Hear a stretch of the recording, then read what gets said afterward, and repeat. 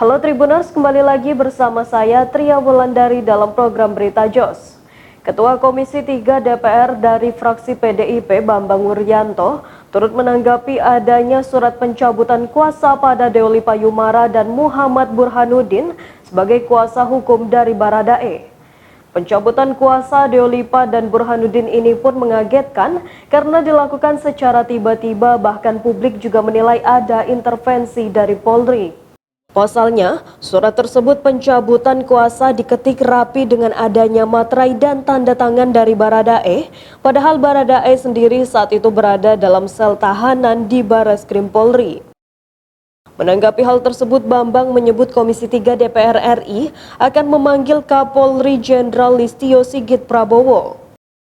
Selain untuk mempertanyakan terkait kasus kematian Brigadir Nofriansyah Yosua Huta Barat atau Brigadir J yang selama ini menjadi sorotan publik, Komisi 3 DPR juga ingin mengetahui apakah memang pencabutan kuasa tersebut sudah sesuai prosedur dan peraturan atau tidak.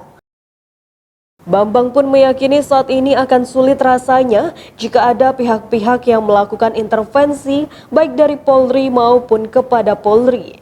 Karena menurut Bambang selama pengungkapan kasus kematian Brigadir J ini, Polri dinilai sudah transparan. Lebih lanjut, Bambang menuturkan sulitnya Polri mengintervensi salah satunya karena banyak pemberitaan soal kasus pembunuhan ini.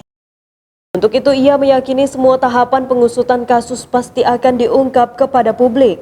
Menurut Bambang, Komisi 3 akan memanggil Kapolri setelah 16 Agustus 2022 atau tepatnya usai masa reses DPR berakhir. Ada kaitannya dengan koar-koarnya ex-pengacara Baradae di media. Diwartakan tribunnews.com sebelumnya, mantan kuasa hukum Baradae Muhammad Burhanuddin buka suara terkait pencabutan surat kuasa dari Baradae atas pendampingan kasus tewasnya Brigadir J dalam insiden penembakan di rumah dinas Irjen Pol Verdi Sambo.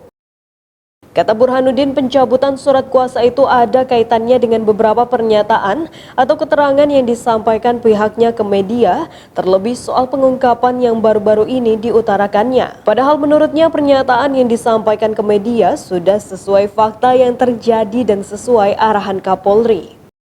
Dirinya juga menegaskan pendampingan hukum yang dilakukan pihaknya kepada Baradae juga bukan semata-mata cari panggung atau popularitas. Tak hanya itu, Burhanuddin juga mengungkit pernyataan Presiden Jokowi yang secara tegas meminta kasus tewasnya Brigadir J untuk diungkap secara terang dan apa adanya.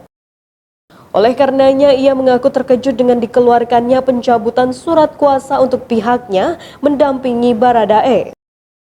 Demikian berita hari ini, sampai jumpa lagi di berita aktual selanjutnya. Salam Tribun.